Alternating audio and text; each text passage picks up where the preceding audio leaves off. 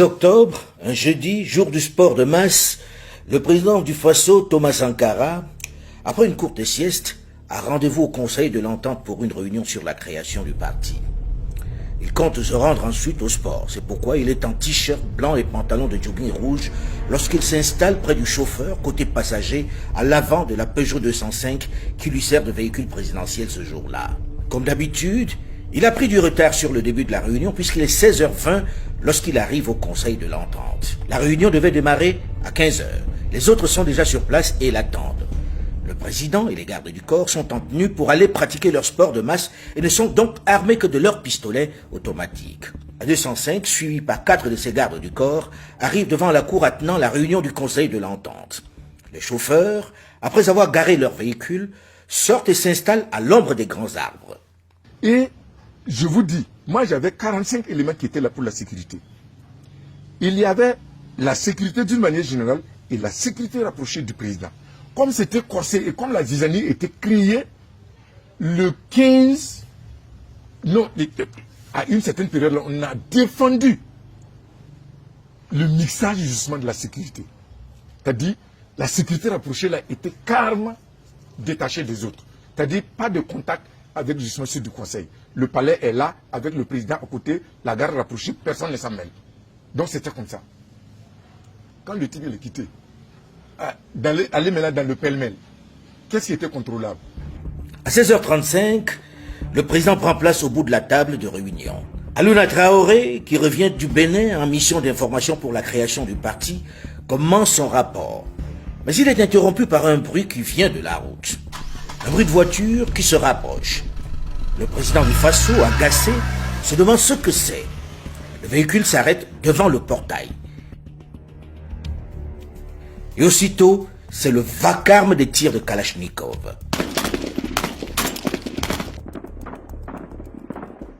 Les balles nous sont tombées dessus comme une pluie.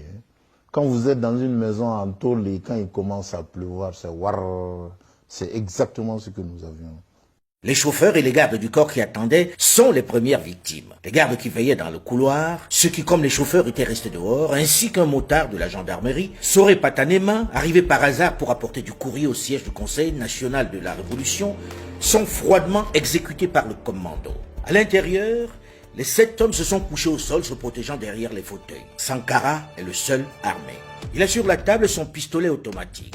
De l'extérieur, quelqu'un crie « Sortez! Sortez !» Le président du Faso se lève et ordonne à tous ses conseillers. « Restez, restez, c'est moi qu'ils veulent. » Il quitte la salle des réunions les bras en l'air. Aliouna Traoré est dans la salle et le voit partir. On a été assaillis et le PF est resté à l'intérieur. Il dit que c'est de lui qu'on avait besoin. Il est sorti les mains en l'air. Et puis la suite. Thomas Sankara a à peine franchi la porte qui est en face de 2 militaires. L'un marque un moment d'hésitation, mais l'autre tire sur lui à bout portant. Thomas Sankara s'effondre.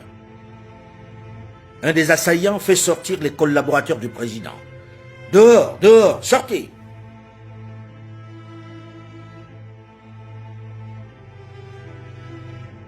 Une fois à l'extérieur, devant la détermination du commando, apeuré, l'un d'entre eux essaie de retourner dans la pièce. Il est abattu d'une rafale dans le dos. C'était Philippe Zagré. Tous les autres sont abattus dans la foulée. Toutes les personnes présentes dans l'enceinte du conseil pour cette réunion ont été tuées. Toutes sauf une. Par peur ou par réflexe, elle s'est jetée à terre. Aliouna Traoré. Il est au milieu des cadavres, mais il n'est pas blessé. Au moment où il s'interroge couché dans cet enfer sur ce qui va lui arriver, un des assaillants qui a remarqué qu'il est encore vivant crie « Il y en a un qui est encore vivant !» Celui qui est tout en bleu. « Lève-toi, lève-toi » Il se met debout, mais on lui intime à nouveau l'ordre de se recoucher.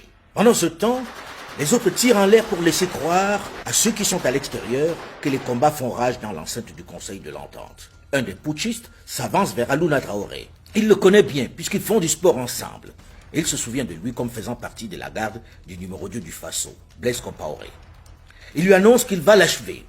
Mais un autre qui est visiblement le chef du commando s'interpose. L'un d'entre eux lui fait remarquer qu'il a tout vu et qu'on ne peut pas le laisser partir comme ça. « Tu vas rejoindre les autres, » lui dit-il.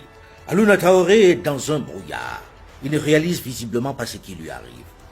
Alors il demande une chose surprenante. Il veut faire pipi d'abord. Oui, il veut faire pipi avant qu'on le tue. Il faut dire qu'il connaît la majorité de ses agresseurs. Mais quand même. Pour la petite confidence, j'ai simplement dit je vais uriner.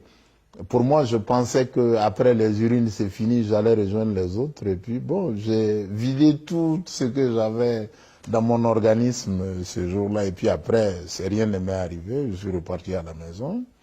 Mais j'avoue que je revenais de loin quand même.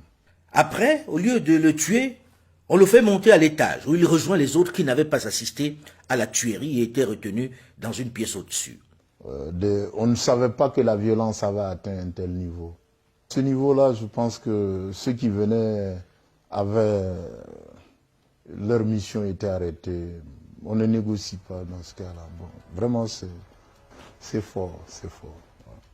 Quelques instants après être monté à l'étage supérieur, où il a eu le temps de se débarrasser un peu du sang qui l'avait éclaboussé, lorsqu'il risque un regard par la fenêtre, au moment où il entend des voitures manœuvrer pour quitter le conseil de l'entente, il voit que les 13 cadavres ont disparu et que la cour du drame est en train d'être nettoyée à coups de grands jets d'eau.